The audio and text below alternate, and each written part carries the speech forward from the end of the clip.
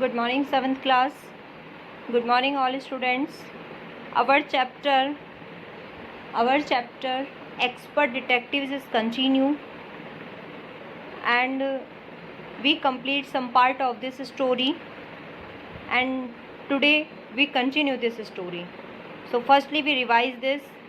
तो बेटा हमने यहाँ तक पढ़ लिया था कि जो निषाद है वह मिस्टर नाथ से मिल लेता है और मिस्टर नाथ के बारे में वो ज़्यादातर इन्फॉर्मेशन जो मिस्टर नाथ के यहाँ खाना लेकर आया करता था रमेश, जो नीचे रेस्टोरेंट में काम करता था, उससे वो बहुत सारी जानकारी लेता है, जिससे पता चलता है कि मिस्टर नाथ के साथ एक उनका, वैसे तो मिस्टर नाथ के अपने कोई फ्रेंड नहीं थे, लेकिन हर संडे को एक पर्सन जो देखने में काफ़ी सुंदर था, हेल्दी था, मतलब मोटा था, लंबा था, गोरे रंग का था, चश्मे पहनता था, वो हमेशा हर संडे को मिस्टर नाथ से मिलने आया करता था। और जो पर्सन मिस्टर नाथ से मिलने आता था उसे बोलने की बहुत ज़्यादा आदत थी, वो बहुत बात किया करता था, जबकि मिस्टर नाथ तो हमेशा चुप ही रहा करते थे। तभी माया जो है वो निषाद से कहती है कि हमने बहुत अच्छा निषाद, तुम तो एक अच्छे जासूस बन रहे हो, तो हमारी जो इंक्वायरीज़ है, जांच पड़ताल जो है वो प्रगति पर है। अब हम जो है जल्दी ही धीरे धीरे हमें बहुत सारे ऐसे सबूत मिल गए हैं जिन्हें हम कड़ी से कड़ी जोड़ते जाएंगे और जल्दी ही हम उस अपराधी को जो है वो अपने जाल में फंसा लेंगे। तभी 7 यानी कि निषाद कहता है कि तुम ऐसा कैसे सोच सकती हो कि वो कोई अपराधी ही है, मुझे तो वो एक सामान्य सा इंसान ही लगता है। तभी माया निषाद से कहती है कि क्रिमिनल्स जो होते हैं, अपराधी भी सामान्य इंसान की तरह ही होते हैं मेरे बुद्धिमान भाई। और फिर उसे फटकारते हुए कहती है कि क्या तुमने कल का पेपर नहीं पढ़ा, जहाँ एक हैदराबादी जो ताला तोड़ने वाला था, एक हैदराबादी जो कि सेंधमार था, चोर था, उसका फ़ोटो कल अखबार में छपा था। क्या तुम्हें उस फोटो को देखकर नहीं लगता था कि वह सेंधमार भी गली में घूमने वाले या गली में रहने वाले सामान्य व्यक्तियों की तरह ही दिखाई देता है? इसीलिए मिस्टर नाथ भी जो है वो एक सामान्य व्यक्ति ही दिखाई देंगे। किसी क्रिमिनल के सर पर ये नहीं लिखा हुआ होता है कि वह क्रिमिनल है। अब इस बात को जैसे ही मिस निषाद सुनता है तो वह भी थोड़ा संदेहग्रस्त दिखाई देता है, संदेह से भरा हुआ दिखाई देता है। यहाँ तक हम पढ़ चुके थे, इससे आगे का अब हम कंटिन्यू करेंगे। तो देखिए, the monsoon Brock the next day. The monsoon यानी मानसून की वर्षा, मानसून का मौसम, मानसून की वर्षा। ब्रॉक द नेक्स्ट डे अर्थात अगले दिन की शुरुआत मानसून की वर्षा के साथ हुई। अगले ही दिन मानसून की वर्षा की शुरुआत हो गई। Dark clouds accompanied by blinding flashes of lightning and roaring rolls of thunder burst with all their fury.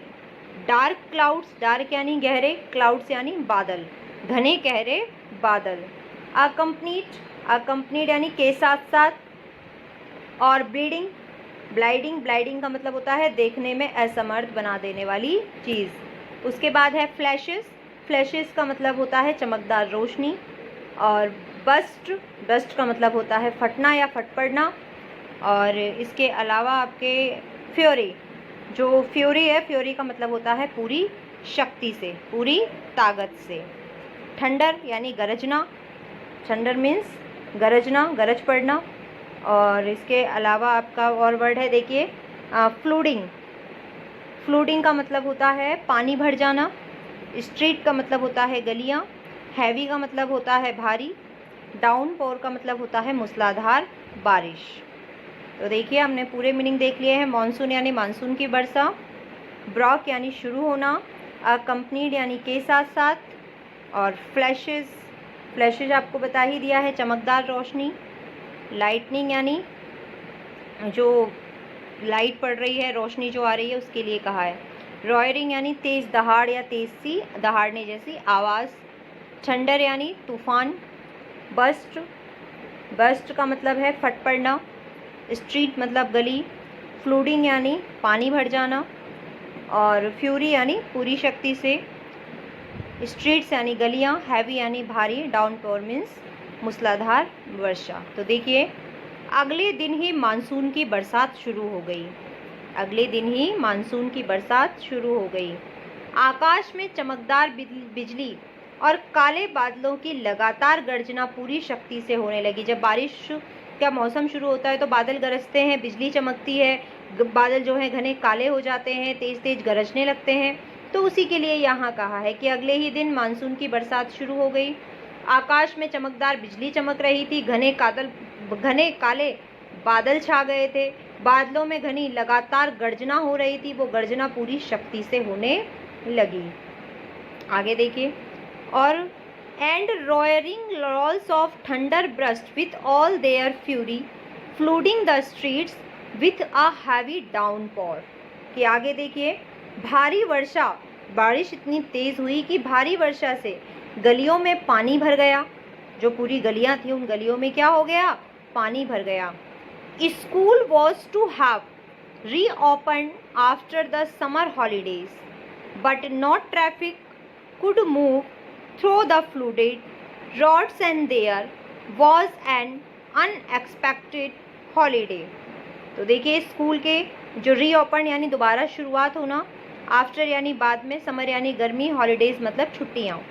इसके अलावा फ्लूडेड यानी आपको बता ही दिया था कि फ्लूडेड का मतलब होता है पानी भर जाना या पानी का बहुत तेज बहाव में आ जाना, और अनएक्सपेक्टेड यानी कि जिसकी उम्मीद ना की गई हो। और अगला है आपका एक वर्ड और है इसमें, हॉलीडे यानी आपको छुट्टी बता ही दी है। तो देखिए, और कोई वर्ड ऐसा बचा नहीं है जिसका मीनिंग आपको बताया जाए।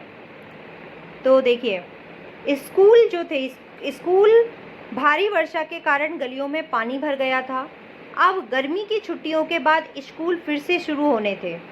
वैसे अब गर्मी की छुट्टियां लगी हुई थी, गर्मी की छुट्टियां खत्म होने के बाद अब स्कूल को फिर से खुलना था, लेकिन चारों तरफ इतनी ज़्यादा बाढ़ आ गई थी कि बाढ़ आ जाने के कारण सड़कों पर कोई वाहन आ जा नहीं सकते थे।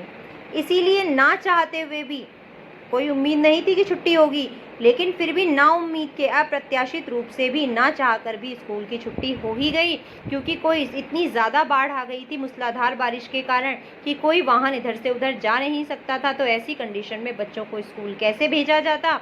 तो ऐसी कंडीशन होने के कारण ना चाहते हुए भी अप्रत्याशित रूप से विद्यालय की छुट्टी हो गई। अब आगे देखिए, but no traffic could move through the flooded roads and there was an unexpected holiday. और ना चाहते हुए भी अप्रत्याशित रूप से उस दिन विद्यालय की छुट्टी हो ही गई।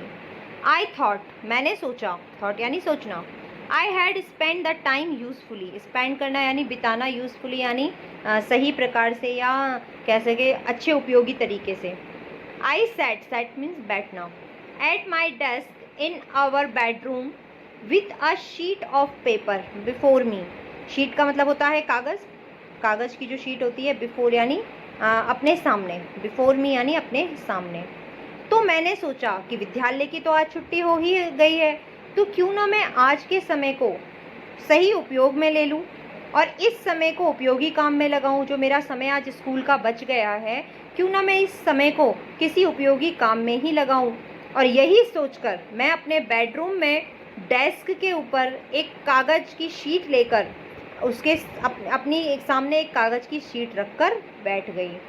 तो देखिए, यहाँ पर माया कह रही है कि अगले ही दिन से मानसून की शुरुआत हो गई थी। घने काले बादल छाए हुए थे, आसमान में जो है घने काले बादल छाए हुए थे, बिजली चमक रही थी, बादल गरज रहे थे, और उसी के साथ जो है तेज मूसलाधार बारिश होने लगी और बादल बहुत पूरी शक्ति से गरजने लगे। बारिश इतनी तेज थी कि भारी वर्षा के कारण या भारी बारिश के कारण सभी गलियों में पानी भर गया। वैसे तो अब गर्मी की छुट्टियां खत्म हो गई थी और छुट्टियों के बाद अब स्कूल फिर से खुलना था, लेकिन चारों तरफ मूसलाधार बारिश के कारण इतनी ज़्यादा बाढ़ आ गई थी कि ऐसी बाढ़ से भरी हुई सड़कों पर कोई भी साधन या वाहन आ जा नहीं सकता था। इसीलिए ना चाहते हुए भी उस दिन विद्यालय की, स्कूल की अप्रत्याशित छुट्टी हो गई। जब छुट्टी हो ही गई तो वो दिन मेरे लिए पूरी तरह से फ्री था।